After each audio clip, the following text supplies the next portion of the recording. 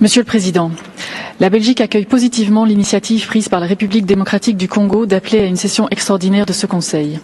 Face à l'escalade du conflit à l'est de la RDC, ce Conseil, dont le rôle est de veiller à la prévention et au rapportage indépendant des violations des droits humains, ne peut rester silencieux. Ceci est d'autant plus vrai lorsque le pays concerné par ces violations en est lui-même demandeur. La Belgique soutient donc la demande des autorités congolaises visant à établir une mission indépendante d'établissement des faits pour les incidents survenus à l'est du pays depuis janvier 2022. Toute la lumière doit être faite, et sans tarder, sur ces violations et atteintes, et les auteurs doivent être tenus responsables. À de nombreuses reprises, la Belgique a fait part de son inquiétude et a condamné les nombreuses violations et atteintes aux droits humains en RDC, et en particulier celles perpétrées à l'égard des femmes et des enfants.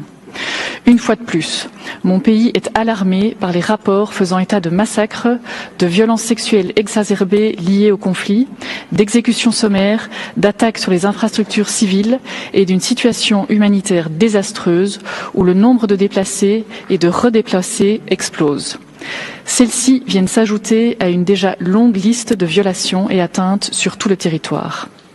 La Belgique appelle dès lors toutes les parties au conflit à mettre fin immédiatement aux violations du droit international humanitaire et des droits humains et à s'inscrire à nouveau dans les négociations de paix. Nous condamnons l'offensive du M23 soutenue par le Rwanda et demandons au gouvernement rwandais de retirer toutes ses troupes du territoire de la RDC et de mettre fin à toute forme de soutien au M23. Enfin, au-delà de l'établissement d'une mission indépendante d'établissement des faits, la Belgique souligne l'importance de veiller au déploiement sans délai de ressources financières et humaines pour assurer son bon fonctionnement.